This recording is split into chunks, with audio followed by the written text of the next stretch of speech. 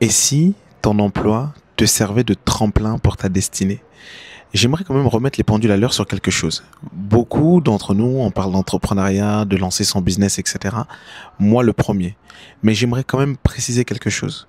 Avant de lancer un business, la plupart des gens ne sont pas lancés comme ça du jour au lendemain, avec aucune expérience, avec aucune épargne, etc.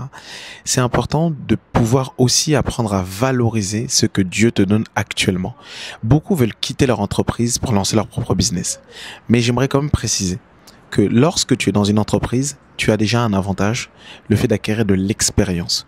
Le fait d'acquérir cette expérience-là, c'est peut-être accéder à un certain niveau de connaissance auquel tu n'aurais pas eu accès, même si tu avais payé parfois des centaines, voire des milliers d'euros. Deuxièmement, tu vas pouvoir également tester ta capacité à pouvoir être organisé, à être un futur entrepreneur. Je m'explique. Lorsque tu te lances, je te conseille de commencer à côté de ton emploi s'il est très chargé, parce que ça te permettra de voir si en ayant un emploi du temps vraiment short, tu arrives quand même à trouver 1 heure, 2 heures pour pouvoir t'organiser. Ça va travailler ta capacité à t'organiser.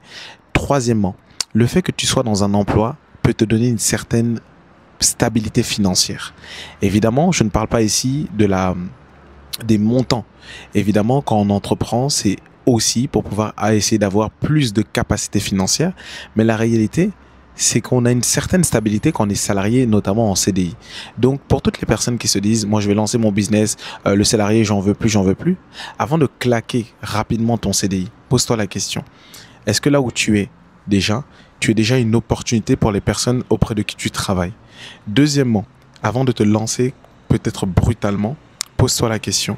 Est-ce qu'aujourd'hui, tu as suffisamment mis de l'épargne qui te permettra de pouvoir entreprendre, lancer ton projet là maintenant? Et troisièmement, j'aimerais aussi que tu puisses vraiment apprendre à apprécier les choses. Parfois, il y a certaines situations dans lesquelles on veut s'en libérer très rapidement puisqu'on ressent une certaine frustration. Mais parfois, la frustration peut être remplacée par la reconnaissance ou tout simplement par la gratitude. Ça veut simplement dire que tu peux aussi parfois te poser la question. Aujourd'hui, dans la situation dans laquelle je suis, qu'est-ce qu'il y a de positif? Qu'est-ce qu'il y a de bon? Peut-être qu'aujourd'hui, évidemment, que tu veux peut-être entreprendre. Je ne veux pas te retenir, je suis le premier d'ailleurs à t'encourager à le faire, mais pose-toi la question, qu'est-ce qu'il y a de positif?